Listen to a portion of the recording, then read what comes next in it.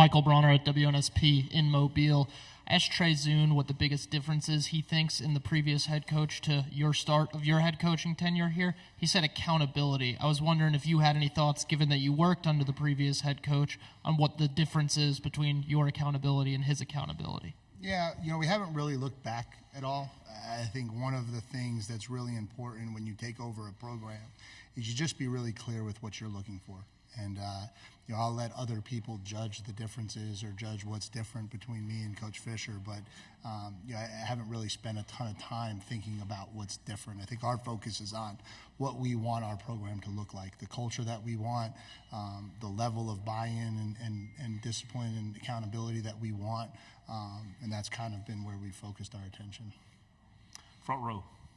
Hi, Coach. AP Stedham, AP and Kelly, as we see it, syndicated radio.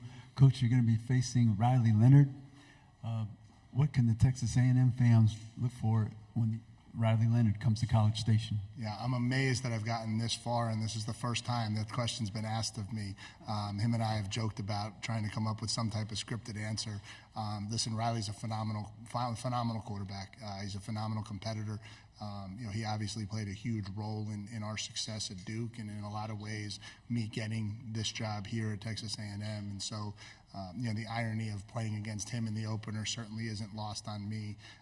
He's going to do everything he possibly can to make sure that he has the upper hand on me for the rest of his life, and I probably will do the same. And so, it'll be very healthy competition. But I've got so much respect for him, his family, who he is as a young man, and so I kind of wish there'd be any other quarterback on the other side for the opener.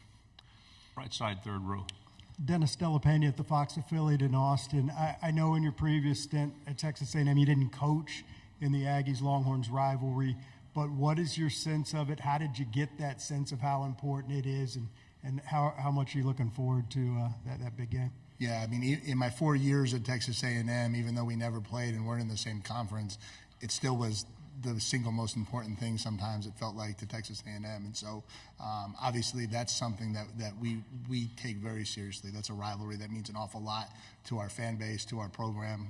The history of that rivalry and the tradition I've been aware of, and I was a huge football fan growing up, and so I watched those games on Thanksgiving, and RC and the defense and the wrecking crew and all of that. And so I think it's great for the state. I think it's great for college football that rivalry's coming back. I think when you have two brands like that are that close to each other, they should play. They should play meaningful games. They should play games that really matter. And with our tradition, they should play on Thanksgiving weekend. And so excited to just get back into it. And I'm sure it'll be an unbelievable atmosphere the first time we bring that rivalry back this year in Kyle Field.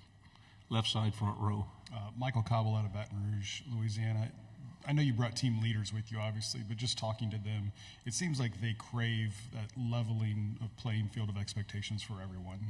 Are you sensing that maybe those are the missing pieces that can put a team over the top once everybody is on board pulling in the right direction?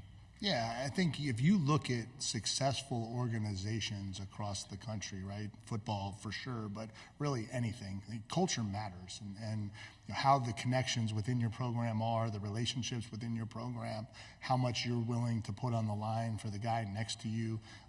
Those things sometimes mean just as much as the offense and defensive plays that we call. And so, again, I don't know different or not, but I know that's really critical. And so it's been something we've been very intentional about this offseason, trying to bring everyone together, trying to get them around each other more. And kids crave connection. And so I think they've really embraced it, and I think it's been a really good experience for our program. Left side, third row, then pass it one place over when you're done. Oh, I'm sorry. Go. Bob Ballou, CBS Austin. Back in February, you said Texas A&M is the flagship university in the state. Obviously, the people in Austin love that. What did you? Why do you think that is, and what are some of the biggest advantages that you've seen coming back to A&M now as the head coach? Yeah, I think that statement was made much more in reference to our role focusing with high school coaches in the state than it was comparing us to any other school in the state. I just think, and I even followed it up quickly after with saying one of, but listen, it's not about, we have two great brands in this state, and the nice thing now is we're in the same conference and we play each other. And so that stuff will get settled in recruiting battles, and it'll get settled on the field. And so we believe we have an infrastructure and the resources at Texas A&M to be the premier football program in the country. We're not the only school that thinks that, but I think our focus is trying to become the best version of ourselves, and we believe if we do that, the success will follow with it. Right side, fourth row. Coach Parker Ream from Fox 44 in Waco and College Station. You talked a lot about kind of the offense and what kind of step they need to take, specifically with your new OC, Colin Klein. What do you think he brings to the table this upcoming season, and is he going to fix kind of some of those frustrations that Aggie fans may have felt last year? Yeah, again, like a lot of conversation about last year, and we're not really trying to fix things from last year, focus on things from last year. I think Colin brings an innovative mind, a guy who played quarterback at an elite level. And so when you talk about success on offense, quarterback play is a huge piece of that, and obviously our ability to stay healthy at that position will be critical. I think the thing that really drew me to Colin was his knowledge of the game of football, his intelligence level, and understanding how to attack defenses. I think what gets lost a lot in these conversations about offenses is like style, spread, pro style, and the reality of it is how you attack defenses is what matters. And you can call the same play against one defense and look like a genius, and call the same play against another defense and look like an idiot. And that's just the nature of football behind the scenes. And so I'm excited to see him put this thing together, utilize our weapons, utilize our personnel, and put us in position to have a really strong fall on offense. Left side, third row. Donna Conrad, 15 ABC and Bryan College Station. Coach, when you took the job at A&M, how excited were you to reconnect with Torian York, and how impressed have you been with both his play on the field and his leadership at such a young age? Yeah, it was an interesting seesaw with Torian because we thought we had him at Duke, we lost him. And then he went out and had this amazing year last year, and so we're watching it from afar, obviously, because the connection with him, and you're so disappointed to watch it. You're thinking about what that could have been had you been able to get him over to Durham, and then life comes full circle sometimes, and now just the opportunity to get back and coach him, and in 8 months he's everything that I thought he was in recruiting. He's a phenomenal young man. He's a great leader. He does everything that you would ask him to do. He's a great football player. He's a playmaker. He brings people along with him. He's really everything you would want in a middle linebacker. And so I'm just excited that life has thrown this curveball, and I've gotten a chance to come back and coach him. We'll stay on the left side, third row. Coach, Tyler Shaw with KBTX in College Station. You talked about the accountability, and the players have really kind of embraced that, the accountability and the mentality of they don't want to make a whole lot of noise in the offseason. They're just going to go down to work. What do you credit that kind of collective mentality from the team to?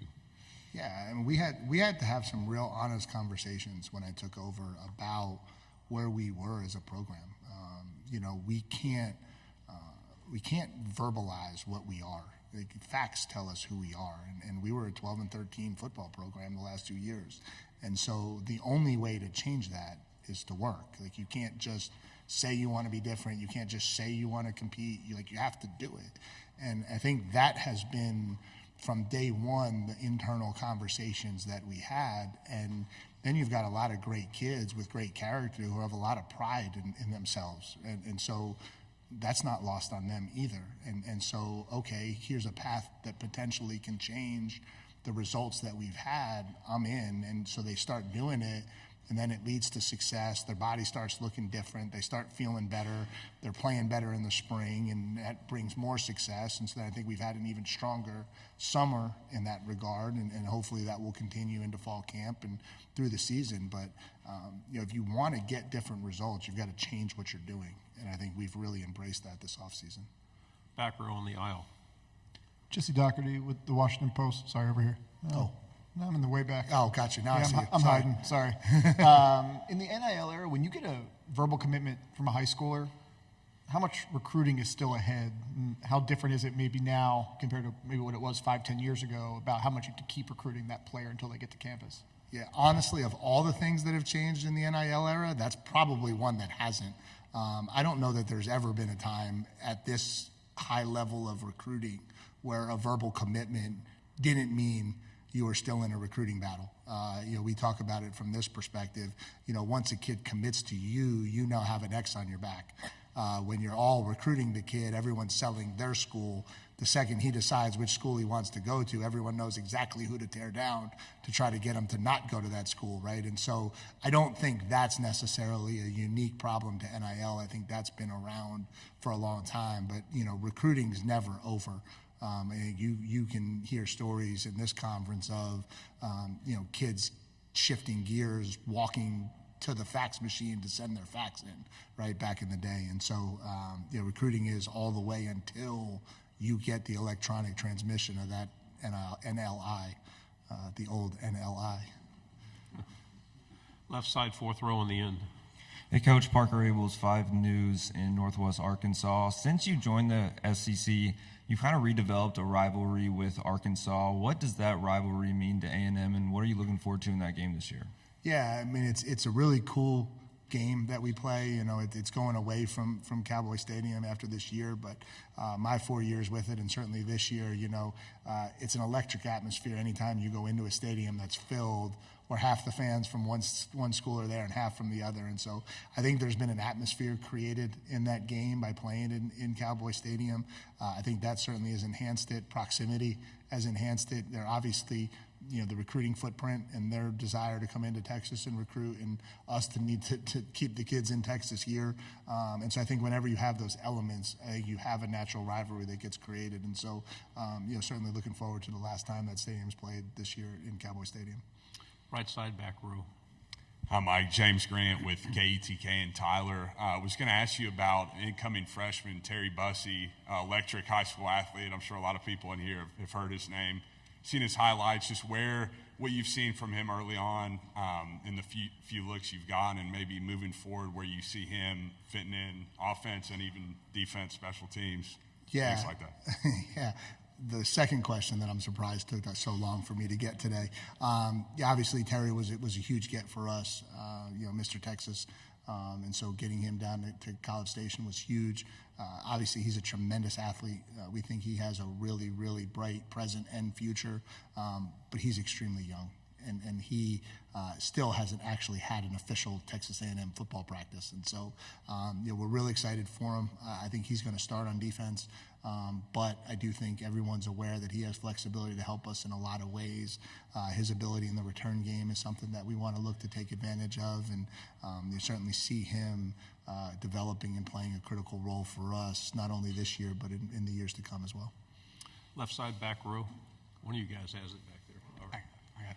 Coach JD with KLTV and Tyler, my wonderful colleague, just took my question, so that just speaks to how much great of a player he is.